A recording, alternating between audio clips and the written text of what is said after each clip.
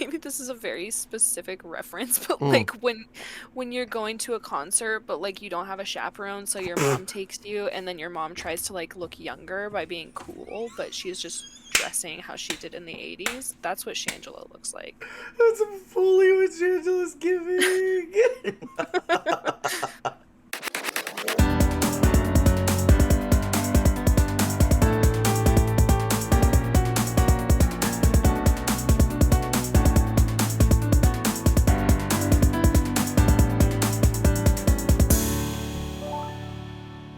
Hello, hello, lovely people. Welcome into That Sounds Gay. My name is Jer, and I will be your podcast host. We are in the RuPaul's Drag Race edition, and I am joined by the absolute vodka Miss Mandarin, stunning and fabulous M. Hello. Hi. Thank you for Thank you doing for that with me in the last one. Yeah. I would never change a single thing about that. And the absolutely talented, the stunning, the shady Grinathan and Gobithan. Bonjour. Bonjour, bon appetit. Buongiorno. Thank you for having us. Of course. Of course. So glad to have you back. I'm glad that we're doing these. I'm having a really great time with all of these. They've been fun. Yeah, I'm really glad to add some hours to my community service. That was hateful.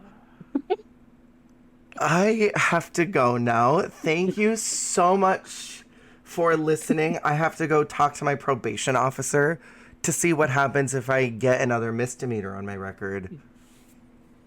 Hi, This Sounds Gay with Grinning Gob as your host. What you don't know is we planned this all ahead of time so that way we could take over the show ourselves.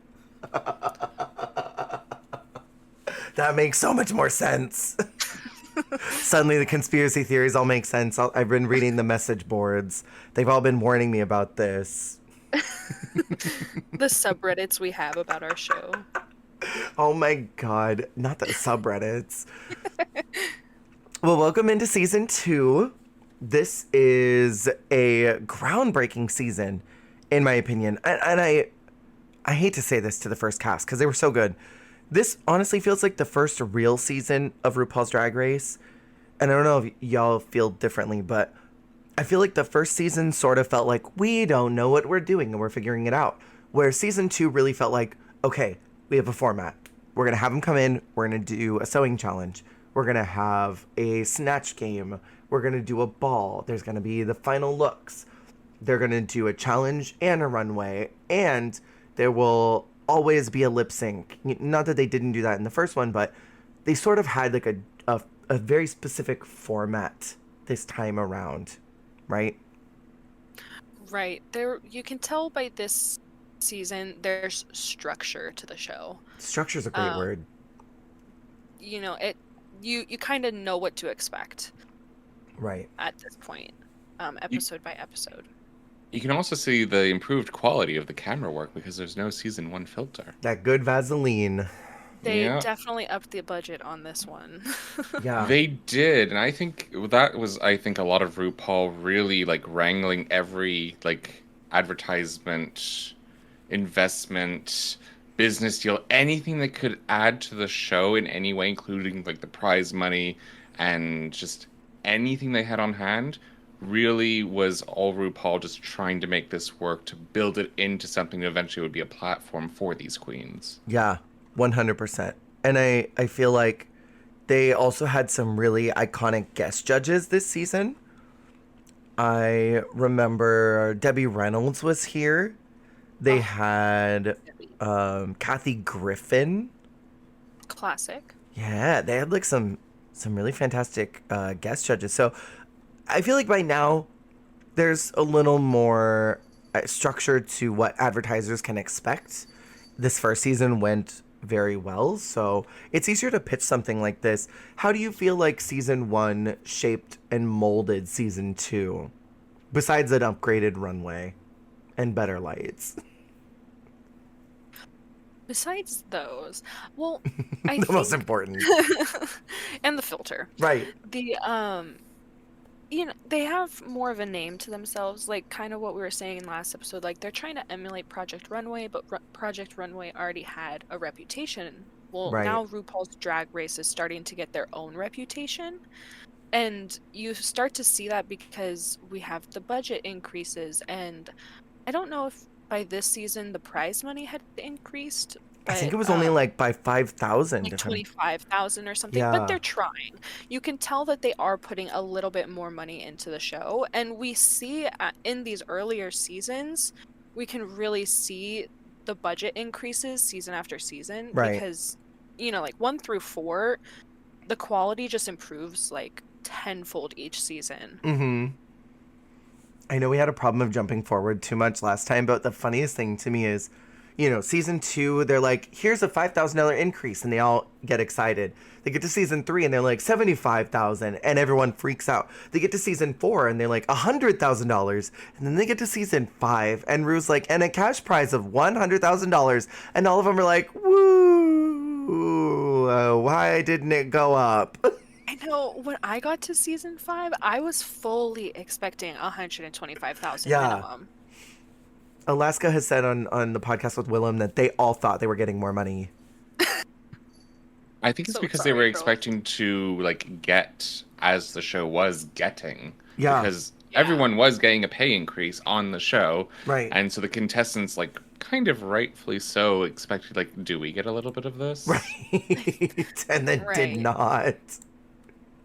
I think, though, how, back to your question, season 1 shaped season 2 with a lot of the initial challenges and, like, sort of, like, polished them up. Right. But I think the failures of season 1 were what really gave structure to season 2. Like, it was a step away from, like, fully the Project Runway motif to something that was more about, like, let's get a bit more into the performances. Let's see what you are as an artist. Can you do this? Can you do this? Do we have Snatch Game impersonations? All things that were starting to shape what was being expected of a drag queen a little bit more in the real world rather than, hey, you have 30 minutes to pick things out of this dumpster. Can you sew?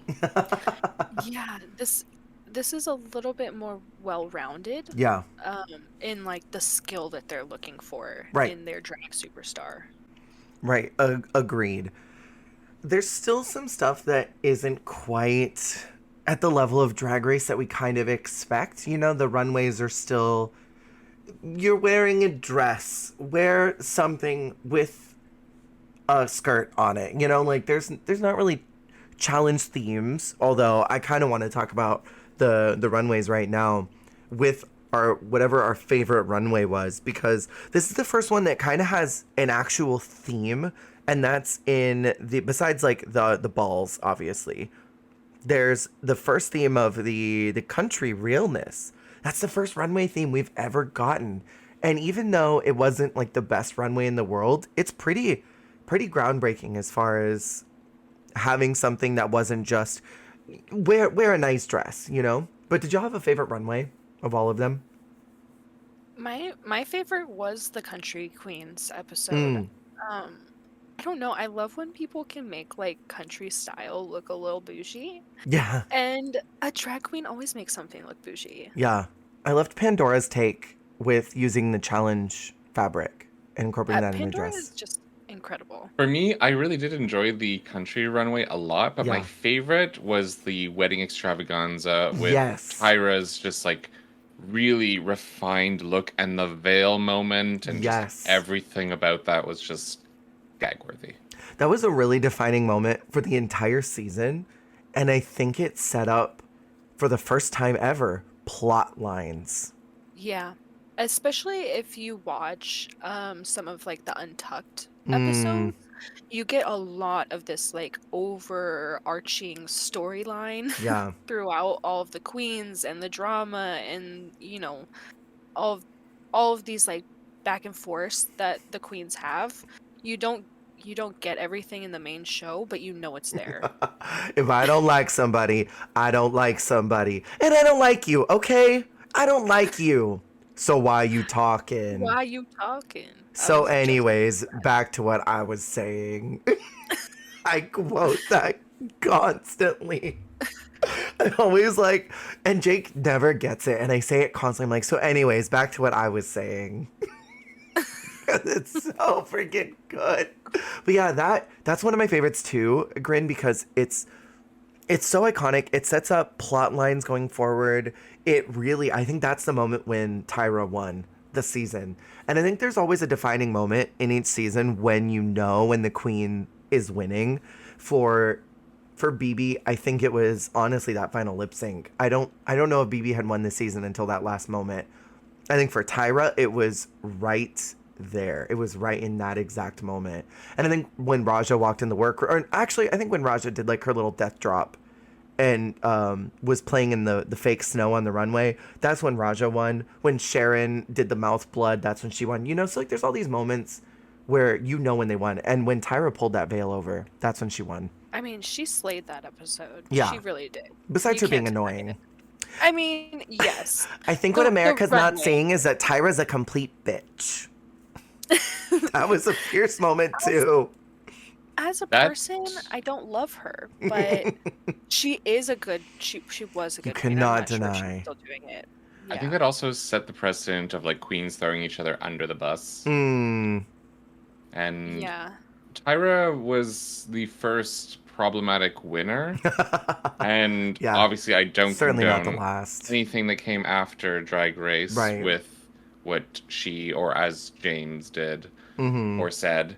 Right. And I think it does come back to something I mentioned last episode where the shade that we see on TV isn't necessarily meanness. Like, yeah, Tyra was, of course, annoying and the queens were annoyed, but Right. that didn't really necessarily mean like she should be targeted by fans Right. who wanted to either defend other queens or just provoke her or anything like that. And Right. I think this is where Drag Race fans started their part of the Drag Race fans, not all of them, obviously. Some of them started like their toxic cycle. Every community, you have a subset of like toxic members, Mm. but like Grin was saying, like this is the start of where we see those toxic, you know, that toxic mindset of like Right. going after queens that they don't like, because Tyra's not the only queen that's been outspoken about how the fandom has treated her. Or even how the show was. Right. And it, you know, this is entertainment, of course, but they are also still people. Mm. And whether they're a good person or not, we don't want to like add more negativity to Right. an already negative world. Right. Well, we only get a snippet of what happened on the show. So even then, we can't totally even say how they are or critique them as people. We can only critique what they did on the show, which is such a small little portion of it. But it's so hard for a lot of these people to kind of pull themselves out of that and see anything else than who they are. And I truly believe this is the point when people started seeing the contestants as characters on a TV show. They are not, drag queens are real people. And I think Tyra was, and to some extent Tatiana, are some of the first two that we really see that. And we don't terribly see this again until Jeremy's appearance in season 4, where, you know, these fans just see them as this villain on a TV show. They don't see them as real people. And Tyra, unfortunately, got a lot of the brunt of that. And James recently did an interview where he was talking about how he doesn't even think that WoW and Absolute wanted him to win, because the vodka challenge, Raven got to choose her drink first, and they specifically wanted Raven to get a very specific beverage, and everybody else just got whatever they got. Interesting. And he was also saying that there were a couple points throughout the season where things were clearly favored towards other queens, but Ru clearly wanted James to win. And afterwards, during like promos and stuff, Absolute would sort of favor Raven and Juju. And Tyra's also talked about how WoW never invited her back to anything. The only time she appeared was like when all the winners were there, like in season 4. They bring BB, Tyra, and Raja back in as like a quasi-mentor thing. In season 8, they show up for the finale, but Tyra doesn't get brought in. Juju and Raven were the ones who got TV shows on the WoW Presents YouTube. They came back for Drag U, and they didn't really want to have anything to do with Tyra. I think that just adds to the point of like a toxic cycle and Right. how queens are mistreated on the show and off the show, not just by Mm-hmm. fans, but by producers or the sponsors or anyone else who either has clear favoritism or is just being systematically hateful. Right. Absolutely. And it's such a disappointment to see because there's already so much hate within our own community, and to see that broadcast is really quite vile, and it doesn't condone any of the things that Tyra said or done after the fact, but I certainly understand and I can empathize why she would get to that point. Really quick, because I went off outline and I went off book. Do we have a favorite of this entire cast? Because I have two. I have a few. Just based off of first impressions, I wanted Shangela to be like to go a little bit further. Same. Like I was so disappointed when she went home I first. know. I really loved Raven and Jujubee from the start, Yeah. and then after and I love Pandora. Yeah. But after the fact, Kylie Sonique stole my heart God, I love Kylie. because she was actually the first person to ever come out as trans on a reality television That's show. so cool. And, since her coming out, it's kind of paved the way for other people to be able to come out on television. Right. And we do see it in a few future seasons of a contestant coming out and being accepted by their peers. And it's really nice to see someone like pave the way Right. for that within a space that is known for like men. Right. Well, at least in that perception, the Right. drag world is infused with trans women because that is the space that's safest for them to Exactly. express themselves. And especially back at that time when trans people were not on TV, they were very villainized. Even more so, I mean, probably just as much as today. I don't know if I would say even more, just as much as today. Drag was the only safe space where they could get that gender euphoria and see themselves as the woman that they are, and still be able to be safe day to day. Yeah, absolutely. Trans women are completely ingrained in drag culture. Yeah. But I think to the outside world, Fully. it's not as obvious. Right. A lot of the outside world thinks of it as just a men's sport. Mm-hmm.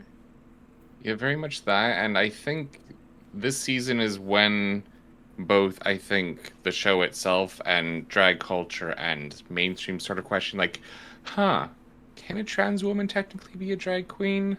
And I think that gets kind of debated through the show as For things many go on. years. And it eventually turns into, like, the obvious answer of anyone can do drag. Right. It doesn't matter who you are, what you were born as, who you are now, who you were, who you're going to be. You can do drag. Right. 100%. Drag is an art form, and art does not know any gender. I mean, drag in itself is the expression of extreme gender. Like, Right. and gender is whatever you want it to be. Right. So anyone can do drag, anyone can partake in the art form, and it's a beautiful thing to like watch and experience people, for people to go through. Yeah. I would say that the show does put it in the precedent of anyone can do drag as long as you can sew. Exactly. Which is such a silly thing because drag queens don't, at that time, were not making a lot of some were. Not everybody knows how to sew. A lot of drag queens have a huge team behind them.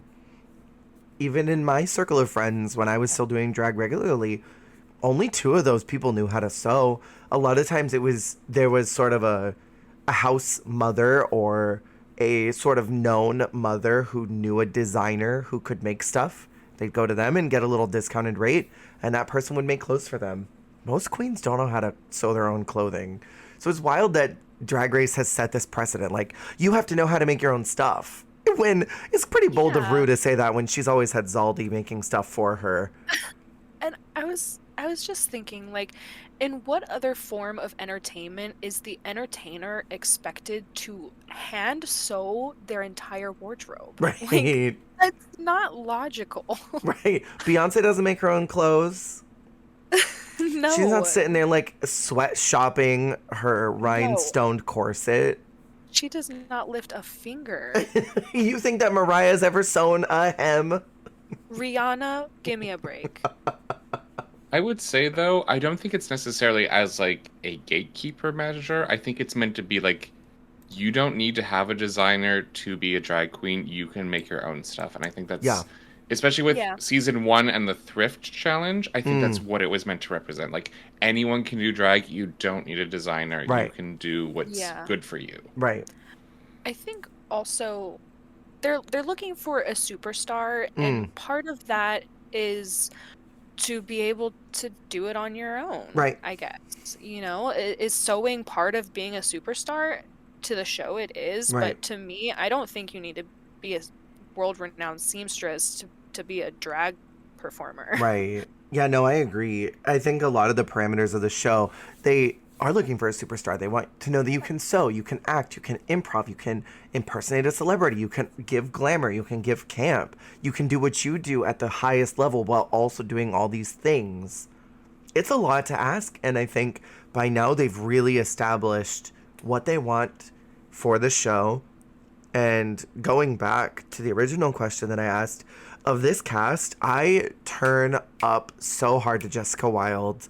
I love Jessica Wilde so much. I love this drink. I love her. She's one of my favorites, and I think she had and still has everything to be the drag superstar. So while we're talking about this, do you think that Tyra deserved the win? Was she the drag superstar?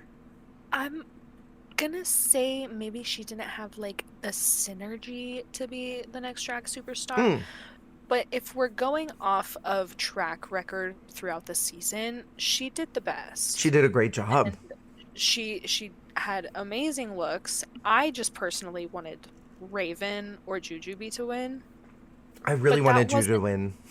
yeah, that wasn't because like Tyra did an awful job and I didn't think she was deserving. I wanted someone else. Right.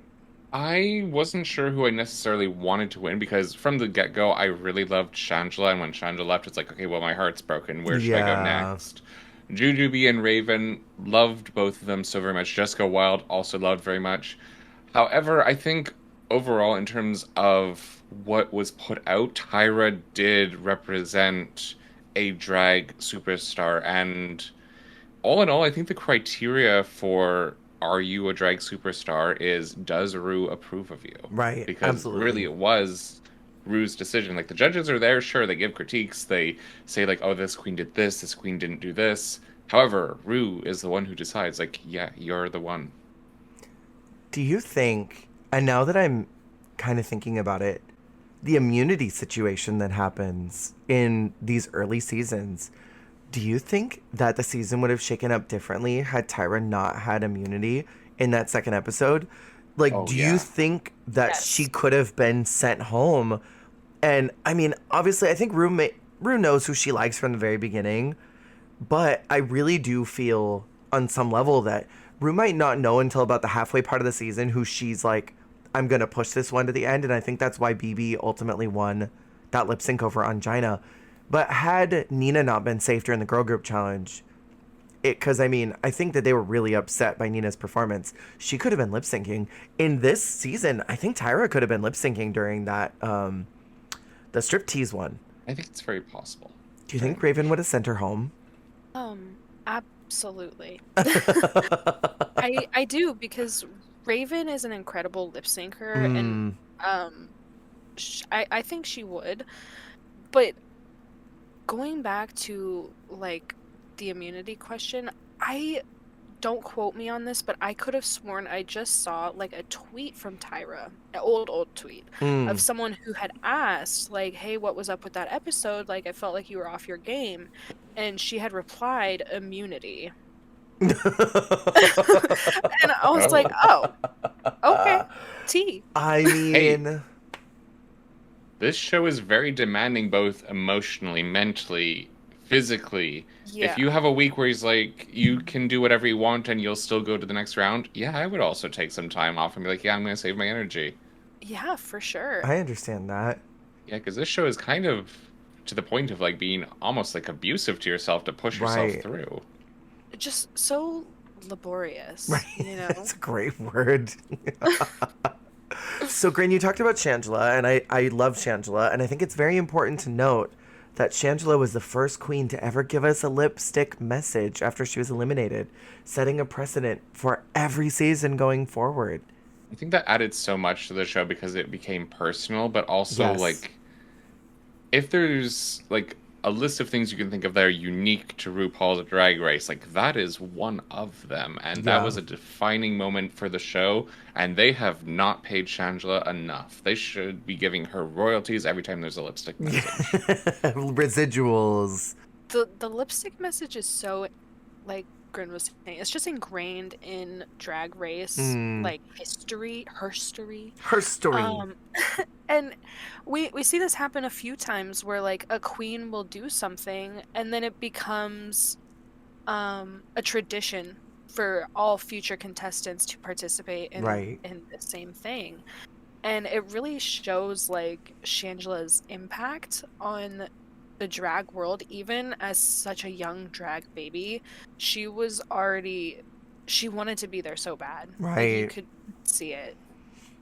Which was so upsetting when she left. That lip sync was really incredible because we got to see that moment where Sahara realizes, oh no, I just sent my friend home. She's so excited, but then her friend's gone, and it's that immediate post nut clarity. Oh no, I'm not happy That, about this. yeah, that moment broke my heart, Mm, truly, because you know, it's this like complexity of so much emotion because Sahara is so excited for herself and hmm. she probably has this huge release of like adrenaline, like, oh my God, I'm safe. But also I Right. just sent home one of my sisters. Yeah. Yeah, I think also speaking about like people who have impact on both the show and drag culture, like Sahara Davenport, like made such an impact not just on fans of the show, but like on other queens who would eventually come onto the show and return to the show. Right. And with all that she did, and also her unfortunate passing, like she was Miss Congeniality this season, I believe. I think so. Like she really did a lot, and this was also because I did talk trash about like producers can be toxic and all that, but this season was the first season where they had Jacqueline Wilson, who was such a support of all these queens, who made them feel like they were people, who made them feel like they were heard, and just did so much for them, and Mm, is probably not credited enough with shaping the RuPaul lineage of queens to come after this. right. Like anytime there's a queen doing an interview and talking to like the camera, that was usually Jacqueline Wilson Mm. doing the interview and just like guiding them through it. And actually being there for them as humans, not just as contestants. Yes, very much that. Quick addendum, it was Pandora who was Congeniality this season. I had to double check, but Pandora was the Congeniality. On lip syncs, did y'all have a favorite one? I can't remember right now. I I really thought that like Raven and Jujubee were both really good performers, Yeah, but as far as like a favorite, I'll have to get back to you on that. that's valid. Grin, do you have a favorite lip sync from this season? From this season, I mean, I liked episode one with CoverGirl. It was Mm, really well done, but I think if I had to pick another one, that's a hard one because there were quite a few of there them. were so many good lip syncs. There were so many good ones. I like pretty much anything that Raven's in. The part where Raven is pointing at everybody from the En Vogue song and is like, "Never gonna get it. No, you're never gonna get it." I thought that part was really great. And then when she does the whoa whoa whoa whoa, that part was great. It was so great. And then when she's like, "I hear you knocking," and then she turns and she points to her butt and she's like, "But you can't come in." That was That one was iconic. so iconic. I loved Two of Hearts because of all the handography that Morgan was doing. Speaking of Raven's lip sync, Mm, we see her kind of flub in the beginning of the season. Like so hard. she she was in the bottom 2 weeks in a row and then made it to second place. Like Yeah. I think that those lip sync performances that she had to do really, you know, stepped it made her step it up. Yeah, she went into Like it kicked her overdrive. into high gear. Yeah. Yeah. Towards the end of the season, like she was winning quite a few of them, or was at least Yeah. like in the top. She was doing really Right. good. Like top 3. I think it took the face of "You Are Going Home" that she was like, "Oh no, I gotta fix this." I think on the lip syncs, another one that's really good is Black Velvet and some Drag Race tea on that. You know, Jujubee's like on the ground and is just looking a mess because Juju got blasted with alcohol during Untucked because she was so upset and was so anxious about singing live that, you know, those big ass Absolute vodka bottles, those were filled with actual vodka, and Juju was going to town on them. Now, I just want to ask, whose fault was it? Because you know, you don't need to have that much vodka around so many drag performers. Like Who are that's how they get paid. stressed and not They eating. they're stressed, they're not eating, and they're used to getting paid in alcohol Yeah. or whatever they're getting from the venue that they're performing at. Like, The of amount of course they're times gonna I've been drink given a it. drink ticket as compensation, I'm like, wow, this $5 drink is really going to pay my bills this month. Oh yeah, that's exactly what I wanted tonight. That's why I came here. It's like payment and exposure. Exposure and drink tickets will pay my rent. Exactly. UGB was on the juice. But yeah, who really was responsible for that? Definitely, I don't think it was necessarily the sponsor's fault because obviously they're doing providing for anything that's asked for. Right. Right. Like Yeah. they did not have to have actual vodka in there. It could have been water. No. Easily. Yeah. I really feel like it's it's really an oversight on the production fault or Yeah. production side for not realizing that. But it's just funny because that totally changes everything going forward with how they're presented alcohol and what Absolute was doing. Well, and this is season 2. We have a $25,000 grand prize.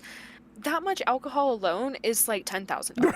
Like, take That's some all the of the prize money. alcohol out. Yeah, exactly, and give it to the winner or something. I mean, isn't that what Jujubee's doing? Like, hey, I may not win the money, so I might as well get my pay worth. I might as well use up all these drink tickets before I get eliminated. That is so funny. I love her. I love her so much. And she's like the first lip sync assassin, Yeah. which is really cool to see. And I think that that sort of sets up a precedent as well going forward. There were a lot of moments this season that really set a standard for what we were going to see going forward. Also, this is the first season with the Snatch Game. What did we think about Yes. that? This sets the tone for like the rest of the series for me because after this, like we see queens come in with like killer impersonations for Mm, Snatch Game. And some, you know, they flubbed, but this season 2 cast did not have any sort of precedent for how Snatch Game was going to go, and I think right, for that they did pretty well. Like they gave future seasons something to look towards and be right, like, "Oh, this was the original Snatch Game. Like we have to do this one justice." You right, know, kick it out of the park right. or whatever the sports reference Sports is. ball. The Go one where hockey. touchdown. I think I agree very much, both with the sports ball, but also with the idea that this set a precedent, and they didn't know what they were doing going in. Like they're Yeah. just told, like, yeah, impersonation. It's like, okay, sure, and the format was just so new, obviously, to all of them. They weren't expecting it to be like a pseudo game show, but basically the criteria is make Rue laugh. Right. Right. And it did definitely aid in future seasons of shaping up like what to expect coming in, especially as it came back again and again. And obviously there's quite a few queens who didn't really know who they were going to impersonate coming in. Mm, But once you get to like season 6 and it's like you don't have someone to impersonate, can you even sew? right. Are you even a drag queen? Are you an entertainer? Do you even want to be here? Yeah, exactly. I think what this Snatch game did is it gave us two archetypes for how to really be successful. And that's the Pandora route, where you are so authentic to that character. They are sitting in the room with us. They are real. And then there's the Tatiana route, where you are doing such a caricature. We understand who this character is. You are taking the piss out of this character, and it is so much more entertaining and interesting with you being them right now. Those two great routes. And then we also see the way of don't do it at all, which is the way that Sahara and Kylie did it, where you are just that character, and there is nothing about you that is slightly interesting or funny at all. We're just watching them sit there and do an interview with someone. I think Pandora and Tati set the tone for future episodes, future Snatch Game episodes, Right. because they really did do so well, especially for not having any reference. Right. Their only like semblance of a reference was the Oprah challenge of season Mm. 1. Yeah, yeah, yeah. Yeah, I Which don't is think still even. Sorry. it still doesn't really compare to Snatch Game. right. Absolutely. Yeah, very much I agree. The Oprah challenge, I mean, it was sort of like, do you have interview skills? This was like, can you impersonate? Can you make us laugh? And even Rue eventually goes table to table asking the queens, like, who are you impersonating? Oh, is this going to be funny? Like, give me an example of it. That ain't funny. It didn't make me laugh. And then always the advice of, like, you gotta make us laugh. Yeah. Right. Make them laugh, make them laugh. Everybody wants to laugh. I forget is that Newsies? I can't remember. Tyra's also the first winner to ever get to the end without having lip sync. That's kind of iconic. Yeah. I don't think that happens again until season 6 with Bianca.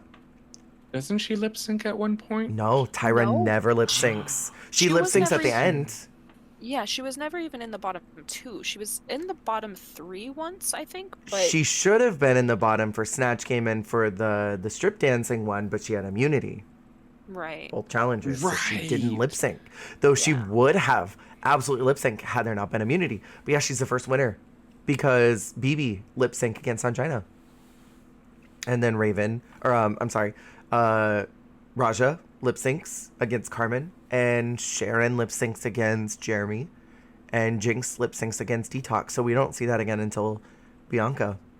I feel like lip syncing, if we're talking about like a well-rounded performer, lip syncing is kind of part of that when it comes to Right. like a drag performer. Like, and it's hard to tell if they are really like a drag superstar until you get to that final lip sync battle. Mm, You know, for someone like Tyra and some of our other feature queens who never had to lip sync, you really see them shine in that final lip sync battle. yeah. So kind of getting to a wrap up place with this season. Do we have any super iconic moments that you think that was season 2? They did the thing. What is that one Jessica Wilde quote? I love that drink. That I whole love episode. that drink. Yeah, that whole Absolute episode was berry good. acai. Mmm. Dreams of a golden child. Oh, I love that drink. You know, they absolute really paid for that promo. The full episode long promo, and we drank that shit up. It did. It was so good. It was really It good. was so good. It was good, but also like secondhand embarrassment of like, I can't believe you have to do this. Oh, I loved it. I know. I hated it. I think the Country Queens like acting challenge kind of was so impactful because it kind of set the tone for future seasons, but Cock-a-doodle-doo, but I think if it had to be like a specific moment, it's Tyra's veil moment, like Yeah. just lifting the veil down over her face. Fully. Yeah, like when they do like montages of past queens, that's always the video they use of Tyra. Is like Yeah. it's so elegance. It really is season 2. It shows that she's paying attention. I think all of Untucked is really iconic, even though a lot of it doesn't get shown necessarily. But the bitch, I am from Chicago. That is iconic. That is referenced throughout the entire show. The moment that it's Juju and who is it, Tatiana, talking, and she's just say talk. What does Tati say? Conversate. I'm trying to conversate. I'm not going to conversate with you. I'm not going to talk. What? Just say talk. I love it. It was so hateful. So but Raven being like, she has acrylic toenails. I actually knew someone with acrylic toenails once. God. It's funny. That season's Untucked is incredible. It's so good. I mean, that was a cast. It was a great cast.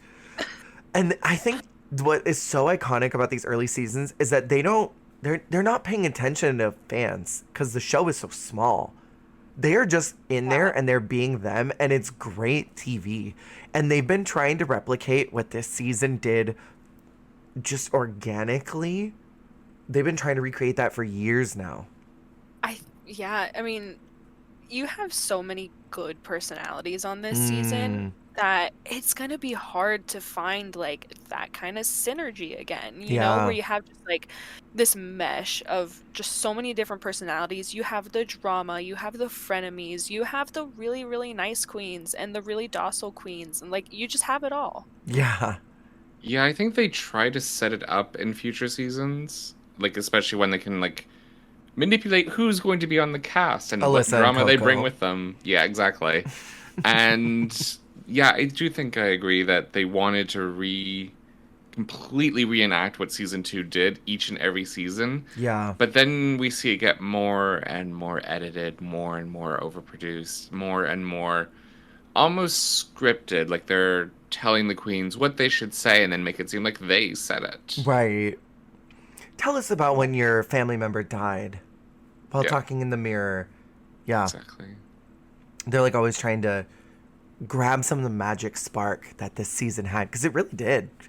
I think in one of the future seasons, someone like Rue specifically asked, like, tell me about your trauma. All the time. All the time. Like you're just not even hiding it. Right. I think she says that to Katya or something. I remember she says it to a lot of queens. Katya, I think Latrice had it said to her Oh, once. with the prison thing? Right. What was the darkest moment of your life? Yes. Yeah. Tell me about that. Tell me about it. It's like, Rue, please. Became very unsubtle, and I think Drag Race does have a spark to it, but I think it lost its authentic spark pretty early on. Yeah, somewhere around like All Stars 1, I think. I was just gonna say All Stars 1. Yeah, I think that's when it started becoming a TV show. Like, obviously it was a television show and they were making TV, but it was more reality TV, and they were letting the contestants be naturally them. And I've said it before and I'll say it again a million times. Season 3 and 4 set up the blueprint of the type of queens they want to make it to the end, and the types of storylines they want to tell. And I truly feel like after that point, in starting All Stars and season 5, they were like, we need someone who's really good at drag to be the like face, the front runner. We need someone who's going to be a mean villain. We need someone who is the messy upstarter queen who's never gotten there, but she could do it this season. We need to have that silly camp queen who just isn't good enough to be the glamazon that we really need. And we need the silly, plucky international queen that we can make fun of because of her accent. Like, that happens so often, and I freaking hate that they still do that. They kind of stopped after about, like, season, I want to say, like, 11 is kind of when they stopped doing that. Because it's... What the heck? What the heck was that? Is that a cat? I thought it was a pterodactyl. I don't know what that was. Poncho is in his exorcist phase That was right outside. Oh my Oh. god. Oh my goodness. That sounded like no joke. That sounded like a monkey at the zoo that like hates being in captivity. now. Or just hates what it's been fed. Yes. Or just hates. Just hates. Have y'all seen that video of Jasmine Masters where she's like sitting in her car and she's talking and then the lady comes up on her phone next to her and Jasmine just like looks at her and stares? That was me just now. I'm going to send it to y'all if you haven't seen it. It's so I funny. have not. I haven't. It's so good. You know what this needs to be? Mm. This needs to be its own bloopers episode. Honestly. You should do like a mini episode at the very end of the series, just bloopers. From every Bloopers, episode. right? I'm like, what is going on here? Where we just like either say stupid shit or that random noise, or we just make a noise ourselves. To replicate it. Yeah. Oh my gosh. Well, thank you both so much for doing this once again. I am very, very excited to get into season 3 because that's my favorite one. I freaking love season 3 so much. But thank you for all your insights. Thank you for hanging out with me. Thank you for having us again. Of course. Yeah, thank you for It's having always us. a pleasure. I love it. It's the highlight of my week. Always. It's an obligation, yeah. Oh, I mean, it's community service. It's community service. It Always is. do community service. Always pay your taxes and say your pleases and thank yous to the bus driver. To Grin, this is court-ordered community service. Right. To me, this is community service that I actually enjoy doing. Okay? No, me, This is they have to volunteer. like drag me here. I mean, the parole officer's just standing outside, just listening in, waiting for me to end, and then be like, fine, you get 1 hour off for all that time you complained. Well, thank you both for contributing to your community service. I appreciate Thank it. you. We appreciate you. And Always. for everyone listening, thank you so much for tuning in as always. Remember, you are doing a fantastic job. You are doing the very best that you can, and that is all that you can do. Take care of yourselves. Have a great week, and talk to you very soon. Goodbye. Bye.